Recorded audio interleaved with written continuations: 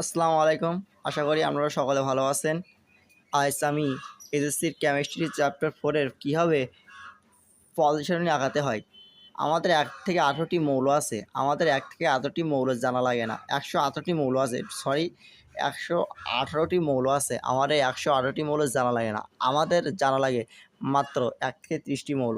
এখন যদি পরীক্ষায় আসে, যদি বলে সোডিয়াম কোন পর্যায়ের কোন গ্রুপের মৌল, আমরা কেউ ওই ইলেকট্রন বিন্যাস ক্লাসটা ধরতে পারবো না। আমরা যদি 1 সেকেন্ডে যদি চাই কোনো মৌল পর্যায় দিকে, যদি বলে ম্যাগনেসিয়াম কততম পর্যায় কততম মৌল, আমরা কেউ চিনতে পারবো না।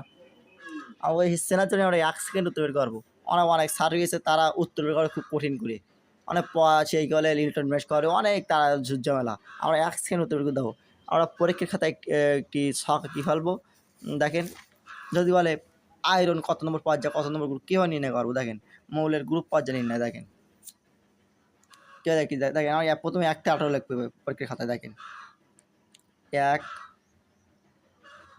2 3 4 5 6 7 8 9 10 11 12 13 14 15 16 17 18 লিখে ফেললাম।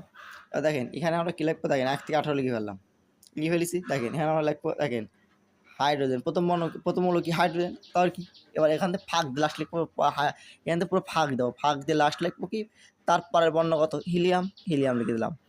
Hydrogen helium. এবার দেখেন হাইড্রোজেন আর হিলিয়ামের পরে কি লিথিয়াম, সেই লিথিয়াম এখানে লিখবো, কী লিখবো, লিথিয়াম। তারপরে কি আছে, বেরিলিয়াম। তার কি আছে, বেরিলিয়াম। এখানে 2টা বেরিলিয়াম লিখলাম। এবার এখান থেকে আমরা 10 ঘর ফাঁকা দিয়ে লিখবো। আবার বেরিলিয়ামের কি আছে, বোরন, 10 ঘর ফাঁকা দিয়ে লিখবো বোরনটা। হাইড্রোজেন লিখলাম প্রথম, তারপর কি লিখলাম, হিলিয়াম।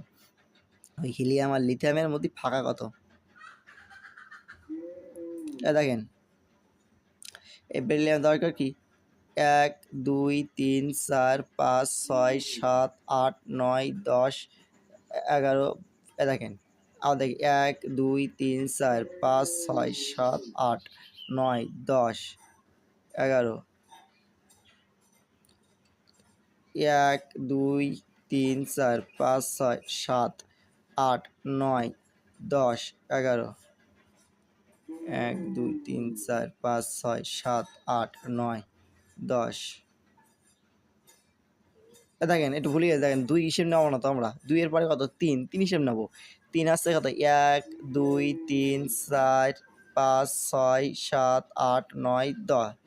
দেখেন 1 2 3 4 5 6 7 8 9 10, এই 10 ঘর, এই 3 থেকে হিসেব নেবো 10 ঘর, এই 10 ঘর বাদ দিয়ে লিখবো